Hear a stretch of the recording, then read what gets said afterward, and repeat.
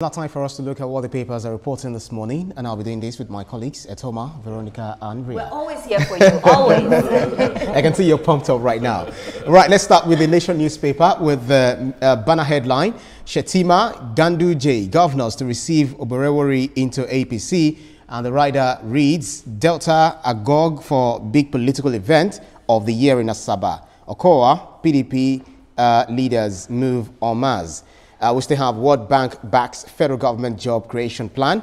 And then on the bottom strip, we have the story, Fitch upgrades Lagos State to stable. You see that on page 4 of the Nation newspaper. And the security operatives held for selling arms to bandits. Shettima, if you see this story, which of course it's been trending. I mean, talking about political milieu in Nigeria, it's been one defection and the others thinking of defecting. So they're looking for a grand welcome for those who have just defected from Delta State. It's like the entire state that just defected to the APC. Yeah, so when somebody as important as a former governor, presidential running mate to Atiku in a major election, decides to defect to another party, it is not just a party, it's a carnival that they are going to have in Delta State. Everybody will come out because some of the heavyweights nationwide will be in Delta, you know, for the ceremony. There's going to be a lot of tongue wagging left, right, and center. Look, my dear, I have seen defection party receiving people that are less, and I see the party that goes on. Then to talk about a man like that defecting, I'm sure he's defecting with over 10,000 people, you know. So you can just imagine how it's going to be a carnival. And Veronica, the oppositions are not really finding it funny. They're thinking, well, it looks like the country is running to one-party state. Like one of the papers reported that the president is dismantling the structure of other political parties. Well, they don't find it funny because the joke is on them, and so as it is left for them to put their house together. I mean, how are you so easy to be, you know, swindled or swept away by another party when, you know, you have an ideology, you have whatever it is you want to, you know, say you want to oppose the other person, yet you are finding it difficult to ensure that you keep your selfish interest aside and focus on what it is that you need to do. You are easily buyable, if I may use that word, because of your selfish interest and not the interest of the people. That's right. It's unfortunate that whatever it is that we are seeing is happening. There are those who have said perhaps we are heading towards a one-party state. But then what are you as an opposition doing? Why are you so easy to be infiltrated? Are you asking yourself those questions? So it's time for self-reflection from my perspective. That's right. But whatever happens, let's see where this is headed. And you know, the blame game, it's easy to blame people for decisions that you make. Even decisions that are not great, it's easy to blame the next person. You know, I was checking on social media and I'm like, we have other parties. Accord. We don't even hear anything from Accord. When I saw, I'm like, okay, so we actually even have a party like Accord. You actually reminded me. Exactly. We have so many, you know, opposition. What are they doing? Rather, what they'll be saying is that, oh, we're trying to turn it into a one party. If you see somebody trying to turn it into one party, why don't you try to turn it to various parties? What are you doing? That's a I love all the rhetorical questions you always put up, you and Veronica. Let us move on to the next paper, which is the Nigerian Tribune. Agrees with the first that we reviewed. Tinubu's government making effort to dismantle democratic foundations. Odekalu, Ojudu, Jinodu, 15 others won. And you see the writer saying that Tinubu would not build a one-party state. That's according to presidency. Above the masthead, Nigeria targets single digits inflation, job creation amid global uncertainty. That's according to Edu Nasima OPS. Worry over World Bank's 50% poverty projection for 2027. Let's move on to the next paper, the Punch newspaper. The factions. PDP calls emergency meeting to halt Hurricane Tinubu, Nigeria not drifting to one-party state. That's according to presidency. And APC welcomes Oborevwori, others today.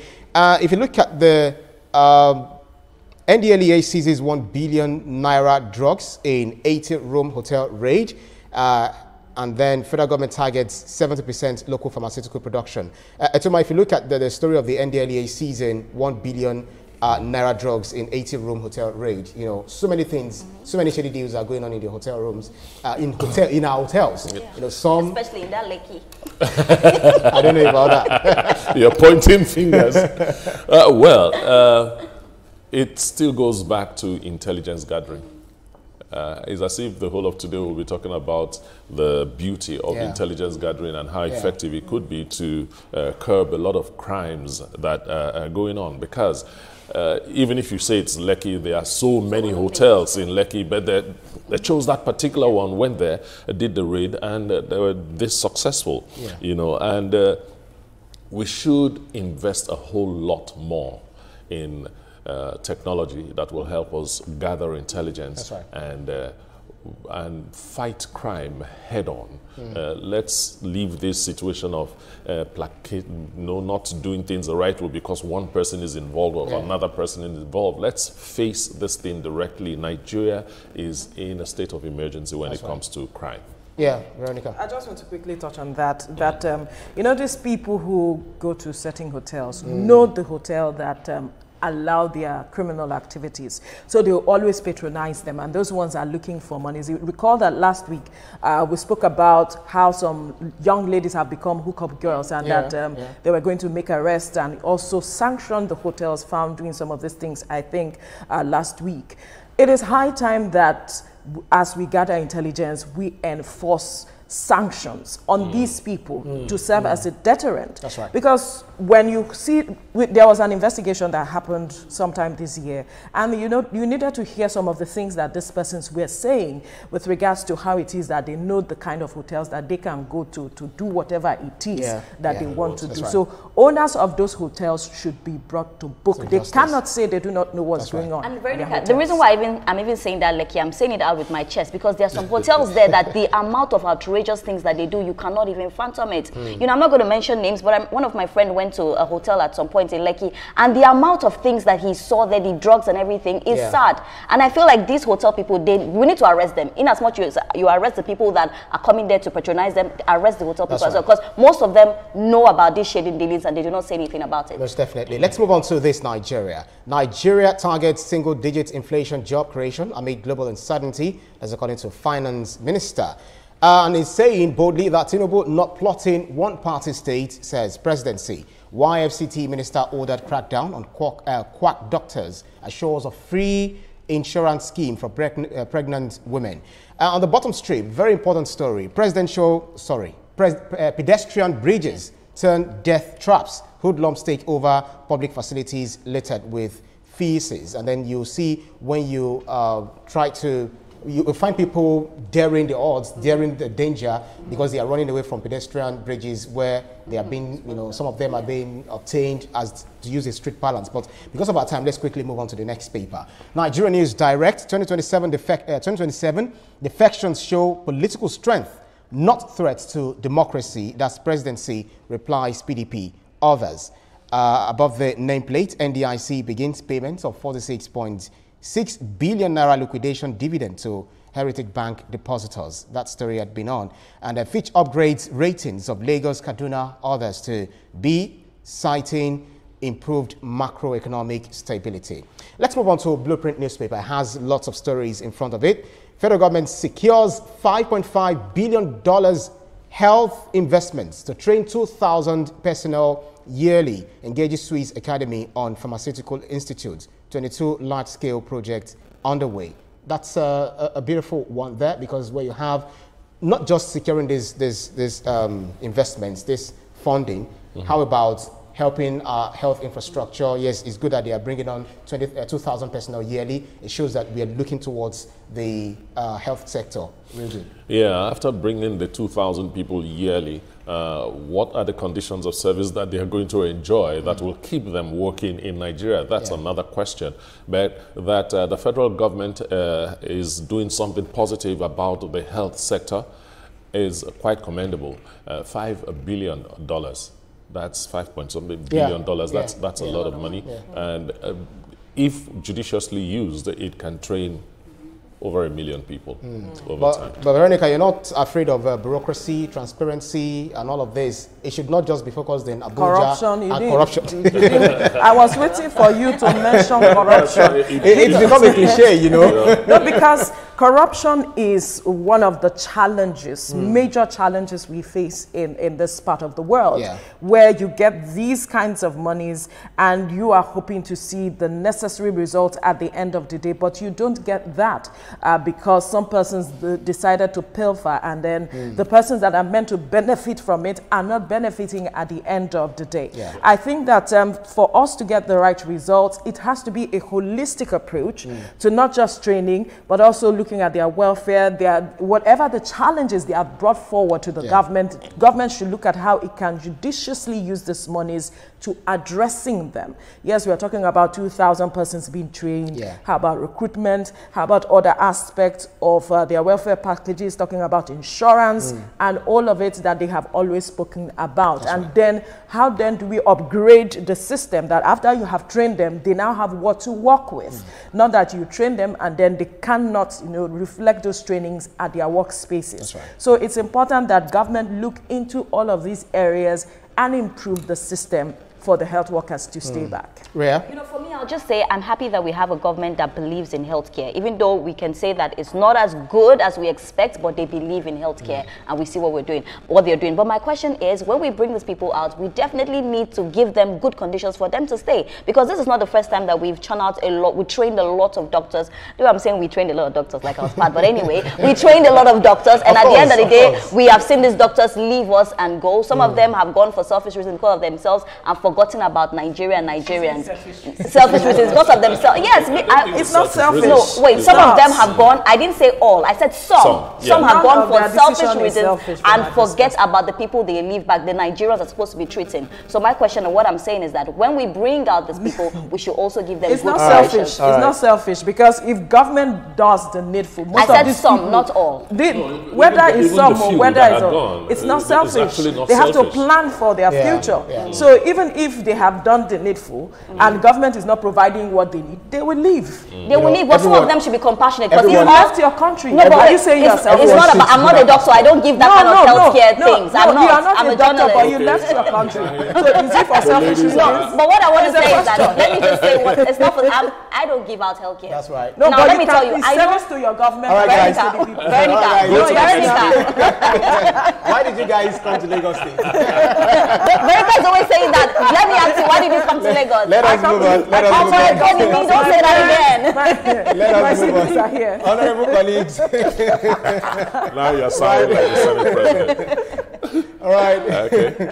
Right now, so the director is saying off your mic. Yes, the producer is saying off your mic. Right. The Guardian newspaper is next. Solar panel import ban may trigger 150% price surge, worsen energy cost crisis. No cash above $10,000 must leave Nigeria without declaration, EFCC warns. Presidency, civil society clash over Tinubu's alleged one-party state. Over 80 northern communities under ISWAP control, says groups. But if you look at this very crucial story, and it's with the infographics, they're talking about analysis of solar panel, but there have been reactions towards the planned ban of importation of solar panel. But the question is, we also produce it in Nigeria, in Lagos State, and Naseni is also doing this. Yes. As we know, we were talking before the program, and I said I don't think there's any higher institution in Nigeria that's that is technically inclined that is not producing solar panels. They are doing it in Calabar, they are doing it in Uyo, they are doing it everywhere. Everywhere they are producing solar panels. But we just don't have the right investments that will make the production, large and improve. What to meet our local demands. To meet our local demands, we need a lot of research in a whole lot of fields, and unfortunately, the country is not encouraging stuff like that. So if we have a ban in bringing in solar panels, I think is a step in the right direction. That's right. Maybe, just maybe, we'll start seeing investments in that sector. Veronica, we have about 2 minutes. Bottom line, it will not work. Why do you say that? You know why? Because there is already a budget on the ground by, I think, the presidency, and they are looking to, invest into solar as an alternative to PHCN supply. So they want to invest in that, about 10 billion or so. So, and you're now talking about banning it. There are other state governments that are also looking at investing in buying importation. See, they are banning importation everything you need to ensure that you have stable power supply. When you're talking about alternative power supply, you have to import. You have to import. So this matter of saying banning, it is not going to work. I will say that if it can be made in Nigeria, then please ban it from coming outside. Yes, if it can be made in Nigeria, if our own people can do it, then let us take our local. It's our own. It's for us. So let's enjoy our local content. That's a very test submission. If we can do it here. Right. Let's take the very last one. The Sporting Life rather. We have Osimhen scores 31st goal, equals personal best in 2023. Ancelotti set for Brazil talks. Reds crowned Premier League champions. That's according to Liverpool 5-1 Tottenham. Excited. Well, it's good our guy is, has made it to the 31st goal. We're still looking towards the hundreds. Very quickly. Congratulations to him, but he's not my focus. I'm just happy that the Reds were crowned the champions for the Premier League. Finally. This is their 20th, matching the record with Manchester United, 20th, and they did this in the front of their fans. So it is something that they had been waiting for 35 years, and here it is. They were able to deliver to their fans at the home front. So that's right. Kudos to you. I'm not a Liverpool fan. Congratulations, Veronica. I'm not a Liverpool fan. They never won the game, and they have won. I was just looking at her all through while she was talking, and I say, she's supposed to be a woman. We have women football. Guys, but she's a woman. She's a woman. I mean, the way she loves her football. interest in football is fantastic. That's about it for the newspapers up for review. I hope you have fun, watching from home. But do stay with us on TVC Breakfast. Still to come.